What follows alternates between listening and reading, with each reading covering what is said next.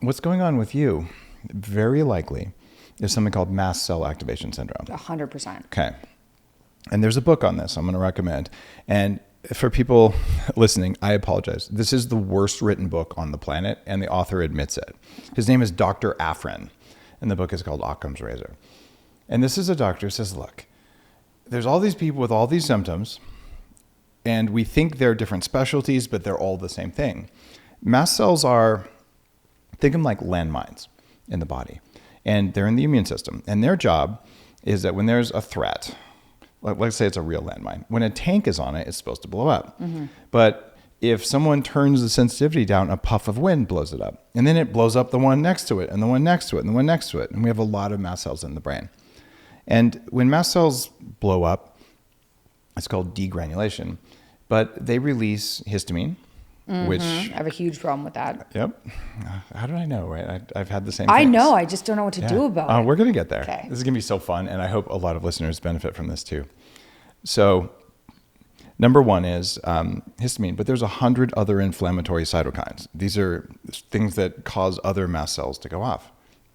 So the combination of toxic mold, eating these stupid plant foods full of oxalates, is really bad because toxic mold raises levels of oxalate in the body. And a lot of these foods that were peasant foods for survival, even though they're not very good for you, they're better than having no energy. These things, when they raise oxalate enters the body. It makes razor sharp crystals out of calcium, and they circulate. They are proven to be directly toxic to mitochondria, and they can form in your nerves, which causes pain, and they cause musculoskeletal pain. So I was, in my quest to be healthy, doing the figs, raspberries, kale, spinach, sweet potatoes, almonds, lots of cacao. Yeah. All the things, those are, and beets. Beets are really high. So I was eating these every day, and I was in constant pain. And when you go to carnivore or the lion diet, or you go to any diet, even if it includes some carbohydrate that doesn't raise those levels, it can be transformative. There's just one problem. When you go cold turkey off of oxalates, your body tries to release them all, and you'll get all the symptoms even worse. So tapering off, if you eat beets every day, eat half as many beets for a week, and then go down and down. And the last one for me was eliminating chocolate. Now, I love good dark chocolate. I've actually made a line in one of my companies, and chocolate's just high in oxalates. And when I don't eat it, I have zero pain anywhere in my body. And when I eat foods that have oxalates, I feel it. And anyone listening knows, you eat like a spinach salad, you get that like rough feeling on your teeth. Those are razor sharp calcium crystals forming on your teeth. And they form everywhere in the body.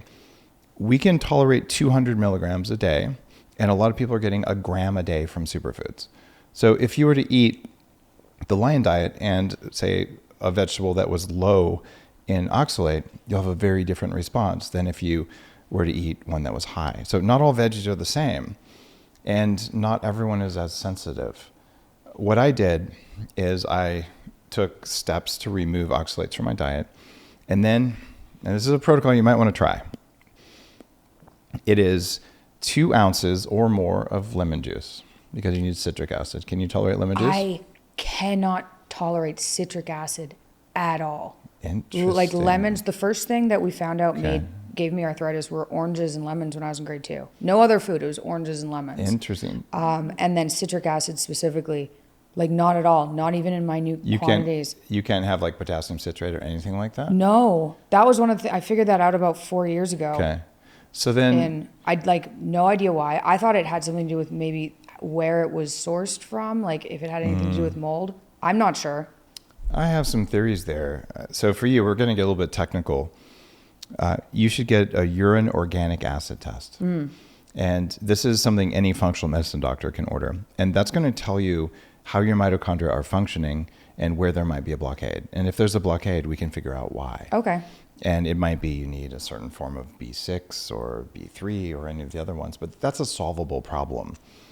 For most people, though, who can tolerate lemon juice, you do that.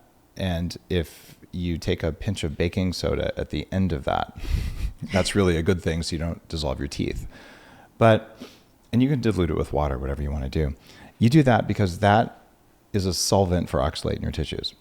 But here's what's missing from a lot of the online conversations about oxalate. You also need biotin in order to detox this stuff.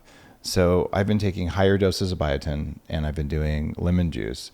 It took like a couple years. And the more I did that, the more I avoided oxalates, the better and better and better I felt, even though I'm no longer sensitive to toxic mold like I used to be. Mm-hmm. I've lived in a house with 42 water leaks for 4 months, and I didn't get sick. Like what? That's how healed from mold you can be. Yeah, I need to get to that. But so what's going on with you? You don't handle citric acid. I don't handle anything. Like Dave, Yeah, I don't handle okay. anything. I can drink Topo Chico. If I drink vodka, I know how this sounds. I know it's bad for the gut, but it doesn't cause an autoimmune flare-up. Like I don't have a negative reaction to it other than a hangover and getting drunk. And I know it's bad for you, but it doesn't cause arthritis and brain fog and all these things. It's funny. And beef and lamb. I literally published an alcohol roadmap of best alcohol to worst alcohol for inflammation, and vodka is the cleanest alcohol. Yeah. So Yeah, I can feel metabolically- it. Like I can't Okay. do gin because it has botanicals. Like I've had full-on allergic reactions to gin. Okay. I can do vodka though. So let's go back to these mast cells. Yeah.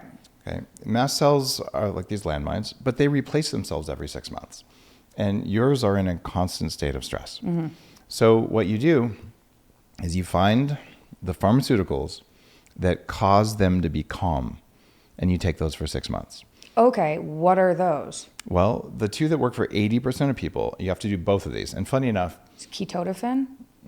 that's number 3 on the list. Okay. So check this out. Chronic fatigue syndrome and fibromyalgia. Been diagnosed with both of those in my 20s. Toxic mold, chronic immune activation syndrome, all that stuff, and long COVID, they're all the same thing. It's mast cell activation. So for 80% of people, you take Claritin and Pepsid AC in the morning. I can't take Claritin. What happens? I get crawling sensations all over my body. Can you take it compounded? I can't do Claritin specifically. I also get really severe lower back pain. I was on cetirizine for years. That's Okay. even worse than Claritin. Yep. I can take Benadryl, but then I'm fatigued all the time. That's like the one antihistamine I can tolerate is Benadryl, which I hate, but I can tolerate it. I don't have a problem with people taking Benadryl at night to go to sleep for a certain period of time. You don't want to be on it all the time because it makes you tired, and there's probably long-term negatives from it. But there are about 19 different drugs that work for mast cells specifically. And so what you want to do is go through, like you did with food elimination, and find the ones that you tolerate. And for most listeners, it's Pepsid AC and Claritin in the morning and at night. So you're And double dosing. Is Pepsid bismuth or no? Pepsid AC is a histamine blocker. You take it. Oh. They sell it for stomach acid, but it blocks the histamine 2 receptor, and Claritin or Benadryl block histamine 1. Oh, okay. Yeah, so you need to block both receptors for 6 months. And after 6 months, your mast cells are renewed with new ones, and they were raised in an environment where they weren't chronically activated, so they chill out.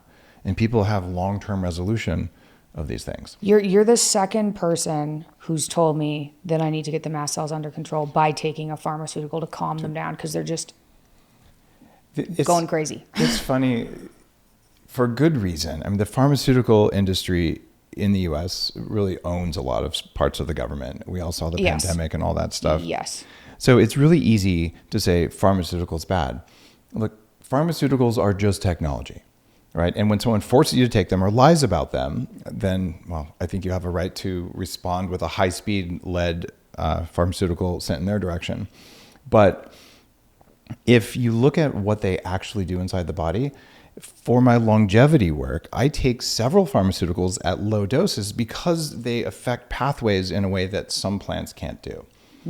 So there's no moral thing about pharmaceuticals. Just what are the risks? What are the benefits? I can get behind that too. Yeah. I can get behind that too. I wouldn't have, I've been annoyed at the pharmaceutical industries, but that's because I wasn't told that the antidepressants I was on were going to cause 2 years of withdrawal. That would have been good to sign off on. And these kind of problems. But for being able to be useful, I mean, it's a miracle painkillers exist too, because some people need them for short periods of time because they're in extreme pain. I have nothing against that. It's just the lies and the corruption. Oh, the lies and corruption. One of the reasons I started biohacking was like, guys, we're going to get the data. I don't care what you tell me. Like show me the numbers.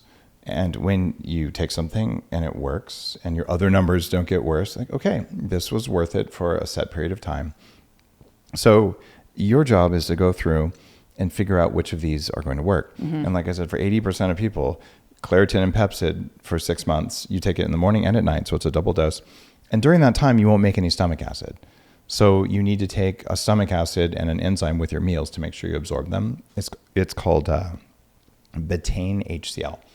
So you take that. Do you take that? I used to try that because I thought my problem maybe was low stomach acid, but your problem, I think, was a lot of problems. It's that when you eat a lot of these things that your mast cells are now sensitized to, they are causing an inflammatory storm in the body, and you feel it in your brain first. I'm the same way. The bad news is that your brain has primarily histamine 3 receptors, not histamine 1 and 2. It has all 3, but more of those. And those are harder to block, but we have drugs for it.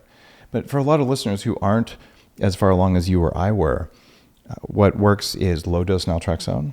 Oh, I've tried that too. Ketoprofen, or if you want to go natural, black cumin seed, just the oil, not the whole seed. That has a really powerful effect on mast cells as well. Interesting. Okay. Quercetin can help, but not for everyone because some people with some genetics can't handle it. And if this sounds really technical, bottom line is stop eating everything. But by the way, beef and lamb, I built a regenerative farm so I could grow my own food, and we raised lambs and sheep and pigs. And it turns out if you get pork that is from an animal that was fed its native diet. Yeah, it's fine. And it's stored properly, it can actually be really healthy because the fat in pork is very compatible with us. It's just most pork you can buy is the animals are abused and they're fed a horrible diet. Yeah, so they're full of toxins, right? Yeah, and pork will form histamine. Pork and fish will form histamine. So the reason that these red meats, my 2 favorites are beef and lamb, the reason that those work is they don't form histamine very well, and they have a really nice fat profile. So I eat a pound of red meat or more every day, and that's the primary part of my diet.